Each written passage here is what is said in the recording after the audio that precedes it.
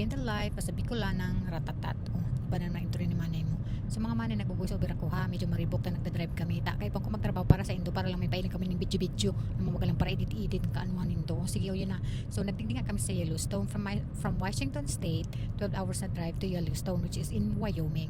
So in Yellowstone, yun ang pinakainot na national park sa mundo based sa research ko. Kaya din ako pag-i-bash yun ang nabasa ko, yung pagkaintindi ko ha. Kaya magsadiri ka mong research ko po nito magkaanuhan nindo.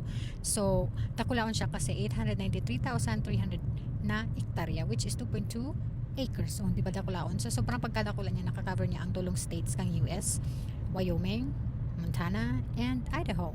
And then, sa Yellowstone National Park, dako siyang mga wild animals like bears, buffaloes, ano pa ba, wolf, elks, whatever. Pero ang nailang lang kang time na to kapag digdimi, mga buffaloes.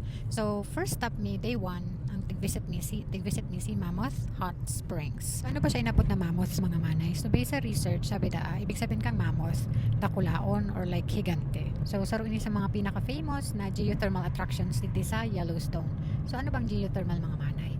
Kadalad naman daw kita, ano ba kung puro kabuuan ng mga nanonood nito sa ko?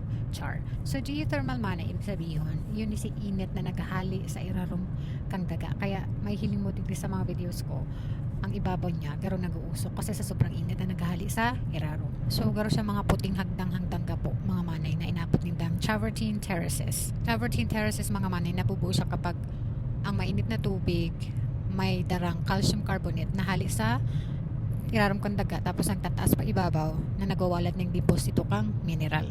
So ang travertine mga manay sarong uri siya kang gapo, batong apog kung familiar ka mo dyan, or limestone sa English, na nabubuo kapag ang tubig mayaman sa calcium carbonate mga manay. Oh, siya lang ganyan teacher yan. So ang calcium carbonate mga manay sarong siyang uri kang chemical na for example makukuha mo siya sa marble, kabibe, or sa mga corals. So ang Mammoth Hot Springs mga manay nabubuo siya dahil kung paano makipag-ugnayan. Ano bang Tagalog sa ano bang Bicol sa makipag-ugnayan? Basta ina to. Kung paano makipag-ugnayan ng mainit na tubig sa gapong apok sa limestone. So dahil diyan madaling nagbabago ang shape niya, ang daloy kang bukal or kang terraces. So ngunyan pwedeng araw ka ng itsura niya pero after a couple months or after a year pwede siyang magbago. So ang shape niya ngunyan dahil siya permanent. So mga manay, kung maglidi ka mo sa Yellowstone, i-share man nindo sa akong video kung magbago ang shape ka yan ha. Ako sana pero nagpapara-share sa indo kaanuhan nindo. Magtag-share man sa kamo sa kuya, nga rin mahiling ko man kung anong mga buhay-buhay nindo.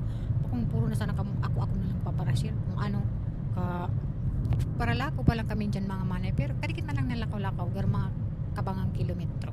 So magayon ang view niya sa taas, mailing mo talaga kung kurano kagayon ang terraces na ini at talagang satisfying ang view mga manay kung talaga dapat pala inimba ko kamo kasi mamamahalan ako kanina.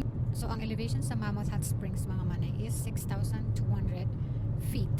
So ano nga ba ang elevation mga manay? So ang elevation is yun ni ang taas kang lugar on sa sea level. So kapag mas mataas ang elevation, nakakaapekto siya sa klima or temperature. Kapag ataas ang elevation, madalas malipot ang panahon. And then kakaapekto siya sa paghangos dahil manipis ang duros sa mga matataas na lugar. So kaya maski kabangang kilometro lang sila kami, grabe si hingal mi kasi ataas yung elevation niya. Tapos maski mainit, malipot siya. Ikurubog-kubog kami kay ni manay mo. Kaya puspita si mga jacket ni nawalan sa car. Kaya kalami kaya mainit duman. Yan pala, malipot. No. So dyan na nagtatapos ang sakuyang puro vlog mga manay. Kung gusto di magdalan ka mo kung habok nindo. Dae bala mo sa bunin do. Machismosa. Bye.